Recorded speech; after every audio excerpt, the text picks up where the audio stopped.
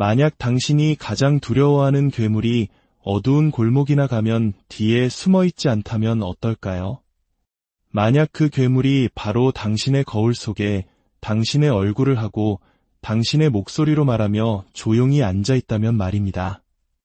당신 스스로를 정의롭다고 느끼게 만드는 바로 그것이 어쩌면 당신의 영혼을 서서히 잠식하고 있는 것일지도 모릅니다. 우리는 그런 일들을 본 적이 있습니다. 착했던 사람들, 평범한 이웃이나 동료, 심지어 가족이 갑자기 잔인하게 변하는 모습을 말입니다. 하룻밤 사이에 변하는 것이 아닙니다. 아주 서서히 거의 눈치채지 못할 정도로 점진적으로 변해갑니다. 1971년 스탠포드 대학의 필립 짐바르도 교수는 평범한 대학생들을 모아 간수와 죄수 역할을 맡기는 유명한 실험을 진행했습니다.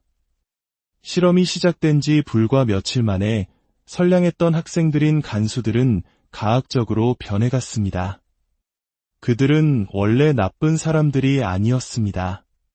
심리학을 공부하던 학생들이었고 미래의 교사들이었으며 아마도 평소에는 어머니의 장보기를 돕던 평범한 청년들이었을 겁니다.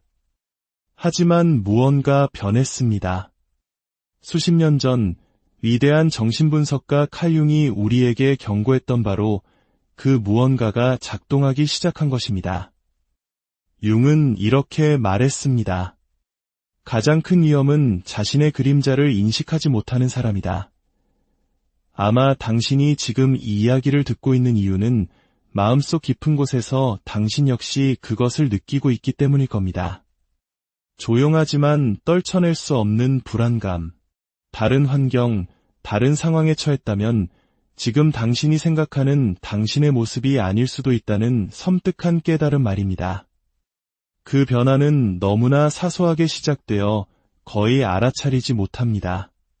갈등을 피하기 위한 선의의 거짓말, 마음속으로만 하는 날카로운 비판, 더 쉽고 안전하고 편리하다는 이유로 마땅히 목소리를 내야 할 때 침묵하는 순간, 그럴 때마다 당신은 스스로에게 속삭입니다. 이건 정당해, 합리적인 판단이야. 이게 현명하고 성숙한 대응 방식이지라고 말입니다. 하지만 대부분의 사람들이 놓치는 그림자에 대한 칼 융의 통찰은 바로 여기에 있습니다. 우리가 스스로에게서 보기를 거부하는 것은 결코 사라지지 않습니다. 그것은 지하로 숨어 들어갑니다. 그리고 우리가 외면하는 어둠 속에서 부패하고 발효하며 더욱더 강력하게 자라납니다. 32살의 민지 씨를 만나보시죠. 그녀는 정신건강 증진을 위한 비영리 단체에서 일하며 스스로를 매우 공감 능력이 뛰어난 사람이라고 생각합니다. 항상 친구들의 고민을 들어주고 힘들어하는 동료를 위해 야근을 마다하지 않으며 매주 일요일에는 연로하신 부모님께 안부 전화를 드리는 딸입니다. 그녀는 어떤 모임에서든 다른 사람들이 기댈 수 있는 좋은 사람, 올바른 일을 하는 사람이라는 자신의 모습에 자부심을 느낍니다.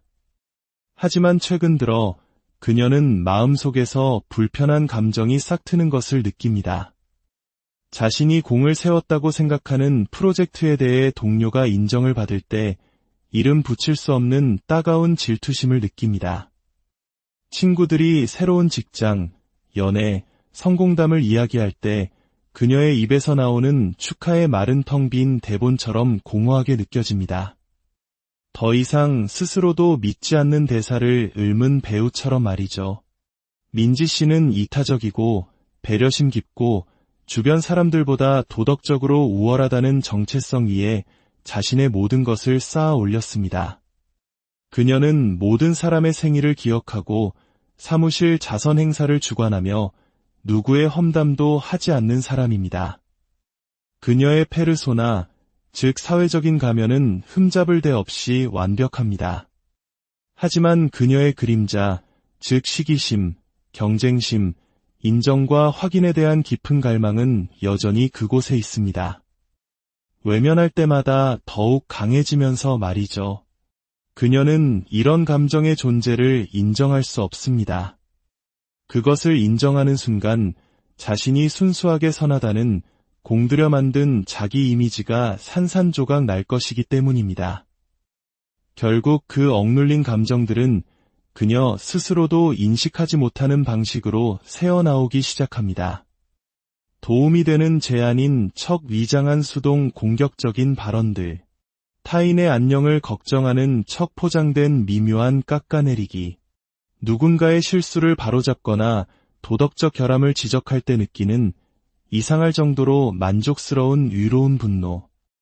이것이 바로 칼 융이 말한 그림자의 작동 방식입니다.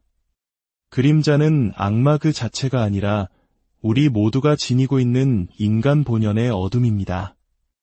우리의 이기심, 잔인해질 수 있는 잠재력, 원시적인 생존 본능, 그리고 이 모든 것은 그것의 존재를 인정하기를 거부할 때 비로소 위험해집니다. 융은 말했습니다. 모든 사람은 그림자를 지니고 있다. 그리고 그 그림자가 개인의 의식적인 삶에 통합되지 않을수록 그것은 더욱 검고 짙어진다. 우리가 스스로를 전적으로 선한 존재와 전적으로 악한 존재로 분리할 때, 나는 착한 사람 중 하나라는 정체성을 쌓아 올릴 때 우리는 어둠을 초월하는 것이 아닙니다. 오히려 파멸적인 추락을 위한 무대를 스스로 마련하고 있는 것입니다. 이제 누구도 마주하고 싶지 않은 불편한 진실을 이야기해야겠습니다. 당신이 스스로 잔인해질 수 없다고 믿는 바로 그 순간, 당신은 가장 끔찍한 종류의 잔인함을 행할 수 있는 존재가 됩니다. 정의의 가면 뒤에 숨는 잔인함, 스스로 완벽하게 정당하다고 느끼는 잔인함, 그리고 결코 자신에게 다가오는 것을 보지 못하는 그런 종류의 잔인함 말입니다. 주위를 둘러보십시오. 우리는 어디서나 그런 모습을 봅니다. 정의를 위해 열정적으로 싸우지만 자신의 방식에 동의하지 않는 사람은 누구든 파괴해버리는 사람들. 자녀를 위해 모든 것을 희생하지만 그 과정에서 자녀를 감정적으로 질식시키는 부모들. 너무나 강렬하게 사랑한 나머지 통제하고 소유하고 조종하려 드는 연인들. 자신이 추구하는 대의에 너무 몰두한 나머지 정작 섬겨야 할 실제 사람들을 잊어버리는 지도자들. 당신의 페르소나, 즉 대외적인 얼굴, 착한 사람이라는 가면은 감옥이 됩니다. 그리고 부정당하고 통합되지 못한 그림자는 당신 정신의 무의식적 깊은 곳에서 당신의 행동을 조종하는 교도관이 되어버립니다. 잠시 숨을 고르고 가슴 속에서 차오르는 이 불편함을 느껴보십시오. 그것은 불안이 아닙니다. 당신의 영혼이 당신에게 중요하지만 계속 외면해왔던 무언가를 말해주려는 신호입니다. 1960년대 스탠리 밀그램의 전기 충격 실험은 인간 본성에 대한 우리의 이해를 근본적으로 뒤흔드는 사실을 밝혀냈습니다. 교사, 우편 배달부, 기술자 같은 평범한 사람들이 흰 가운을 입은 권위자의 지시를 받자 생면부지의 타인에게 고통스러운 전기 충격을 가했습니다. 실험 참가자의 65%는 상대방이 비명을 지르고 애원하며 심장병이 있다고 호소하는데도 불구하고 최고 전압까지 버튼을 눌렀습니다. 그들은 가학성애자가 아니었습니다. 아마 이웃을 돕고 자선단체에 기부하며 스스로를 도덕적인 사람이라고 여겼을 평범한 사람들이었습니다. 하지만 그들은 권위에 복종하고 집단에 소속되고 홀로 맞서는 심리적 불편함을 피하려는 인간의 강력한 욕구가 정상적인 도덕적 잣대를 무력화시키는 상황에 놓였던 것입니다. 나는 단지 명령을 따랐을 뿐이다. 라는 말은 20세기 가장 소름 끼치는 문장이 되었습니다. 그 말을 한 사람들이 거짓말을 해서가 아니라 진실을 말하고 있었기 때문입니다. 그들은 진심으로 자신의 책임이 다른 사람에게 이전되었으며 더 큰 선을 위해 자신의 도덕적 판단이 유예되었다고 믿었습니다.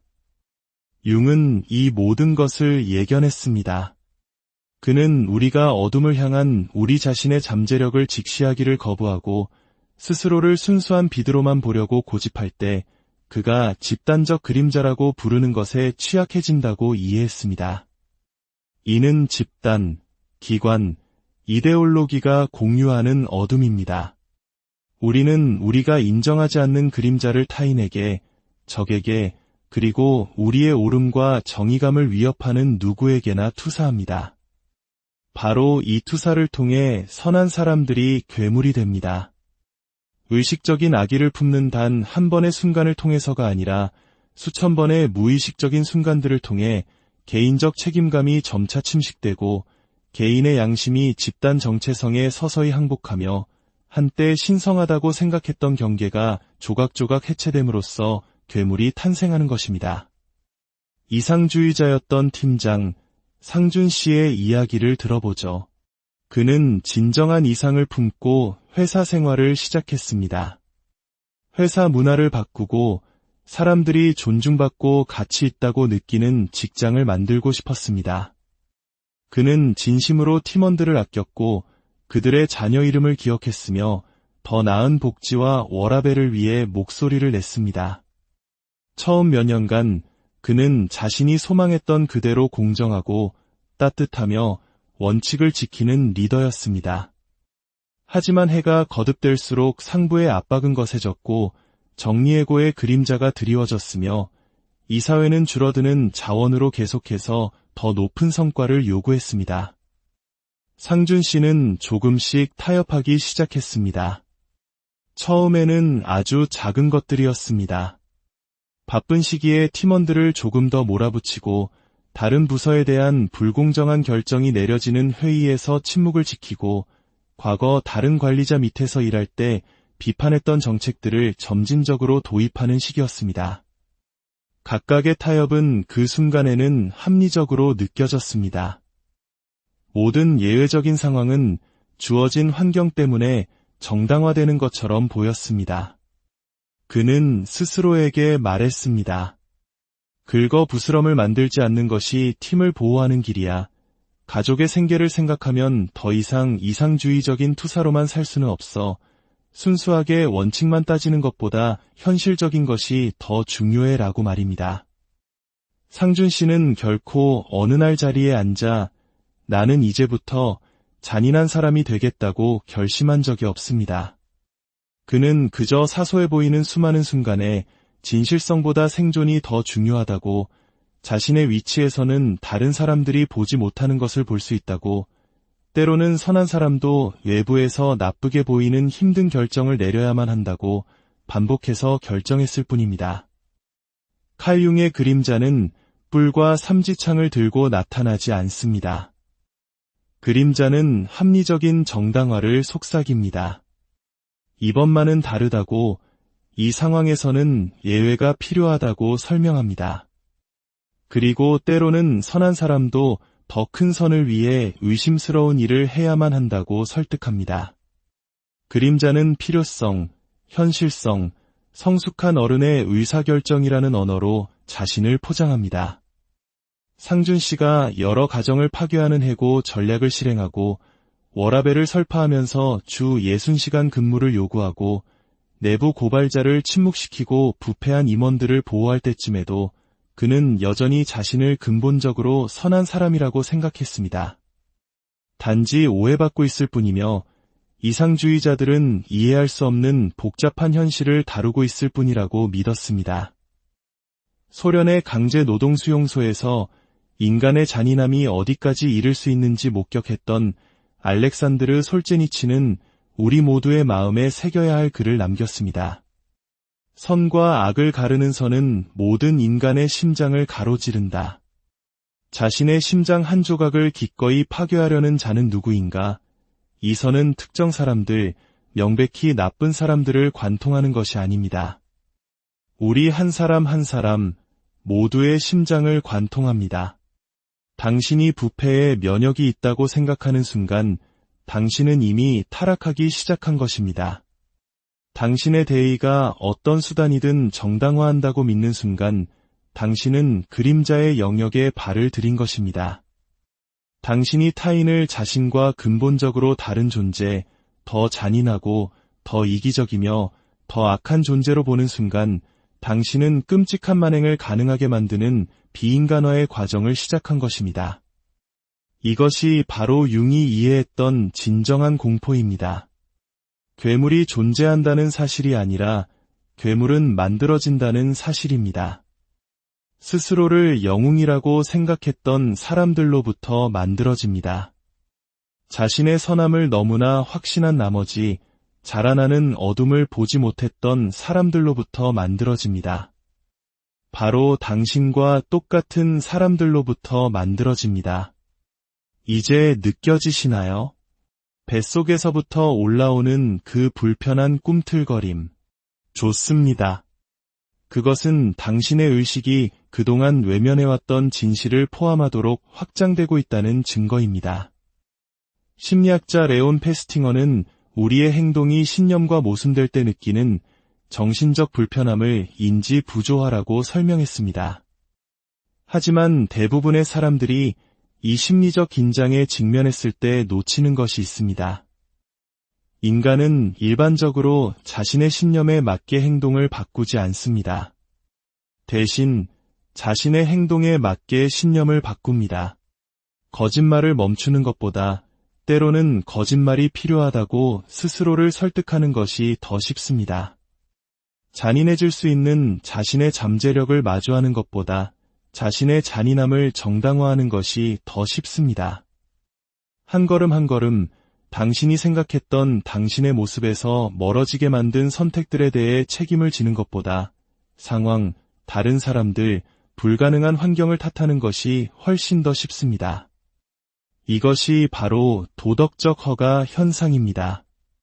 과거의 선행, 공헌했던 가치, 대외적인 이미지를 통해 스스로를 좋은 사람으로 확립하고 나면 무의식적으로 그 정체성과 모순되는 행동을 할 수 있는 허가증을 자신에게 발급하는 것입니다. 편리할 때 인출해서 쓸 수 있는 도덕적 신용을 충분히 쌓아둔 셈이죠. 정의를 위해 싸워온 활동가는 자신의 방식에 의문을 제기하는 사람을 파괴할 자격이 있다고 느낍니다. 자녀를 위해 모든 것을 희생한 부모는 그들을 감정적으로 조종하고 통제할 수 있는 허락을 받았다고 느낍니다. 융은 이것을 인격 팽창이라고 불렀습니다. 자아가 페르소나, 즉 성격의 밝은 측면과 지나치게 동일시될 때 일어나는 현상입니다. 우리가 자신의 선함에 부풀어 오를수록 우리는 자신의 그림자에 대해 더욱 무지해집니다. 그리고 부정되고 억압된 그림자는 결국 아무 데서도 오지 않은 것처럼 보이는 방식으로 터져나오지만 사실 그것은 수년 동안 압력을 쌓아온 결과입니다. 이제 그림자를 통합하는 문제로 넘어가 보겠습니다. 대부분의 사람들이 놓치는 융의 핵심적인 가르침은 이것입니다. 그림자는 당신의 적이 아닙니다. 당신의 스승입니다. 파괴해야 할 대상이 아니라 통합해야 할 대상입니다. 그림자의 에너지는 의식의 영역으로 가져와 다른 사람에게 투사하는 대신 소유하고 이해할 때 힘과 창의성, 진정한 강함과 연민의 원천이 되기 때문입니다. 목표는 이기심, 잔인함, 파괴를 향한 당신의 잠재력을 제거하는 것이 아닙니다. 목표는 이러한 잠재력을 의식하여 그것들이 무의식적으로 당신을 통해 표현되게 내버려 두는 대신 언제 어떻게 그것을 표현할지 스스로 선택할 수 있게 되는 것입니다. 융은 이렇게 썼습니다. 사람은 빛의 형상을 상상함으로써 깨닫게 되는 것이 아니라 어둠을 의식함으로써 깨닫게 된다.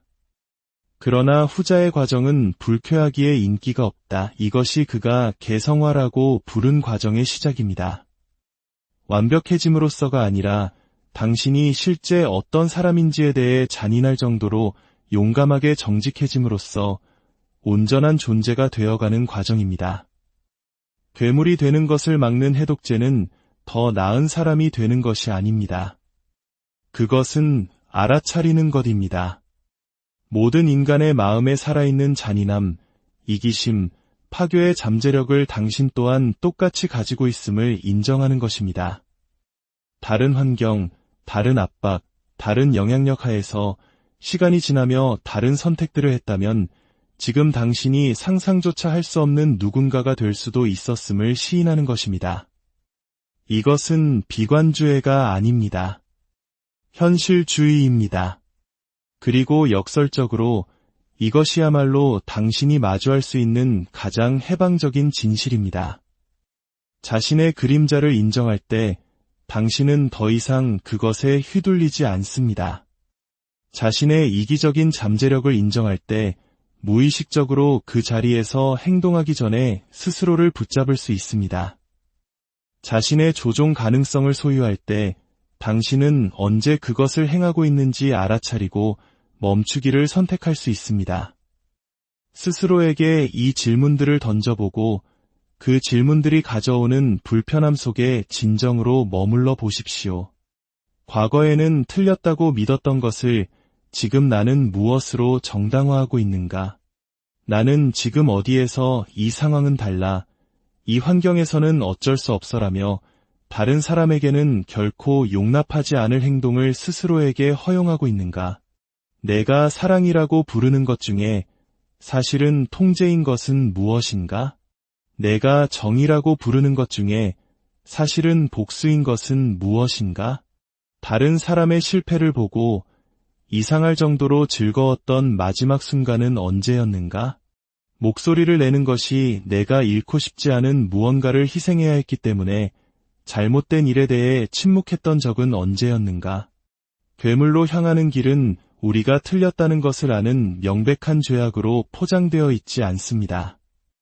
그 길은 선한 의도, 합리적인 정당화, 그리고 한때 신성하다고 생각했던 경계가 점진적으로 무너지는 것으로 포장되어 있습니다. 진정한 선함, 융이 말한 개성하는 빛과 그림자 모두의 통합을 요구합니다. 그것은 자신을 온전히 바라볼 용기, 사랑과 증오, 창조와 파괴, 치유와 상처 모두에 대한 자신의 잠재력을 소유할 용기를 필요로 합니다. 나는 결코 그런 짓은 할 수 없어 라고 말하는 사람은 바로 그런 짓을 할 가능성이 가장 높은 사람입니다. 나는 내가 어떻게 그런 짓을 할 수 있는지 알지만 하지 않기로 선택한다고 말하는 사람이야말로 자유로운 사람입니다. 당신의 그림자는 수치심이 아닙니다. 그것은 당신의 힘의 원천이며 의식을 통해 진정한 힘, 진정한 연민, 그리고 진정한 지혜로 변형되기를 기다리고 있습니다. 오늘 이야기가 당신의 마음에 깊은 울림을 주었다면 좋아요를 통해 그 마음을 표현해 주세요. 다른 이들도 자신의 내면을 들여다볼 수 있도록 이야기를 공유해 주신다면 더 큰 지혜의 나눔이 될 것입니다. 그리고 구독을 통해 우리와 함께 내면을 탐구하는 이 여정을 계속해 나가길 바랍니다. 당신의 용기 있는 성찰을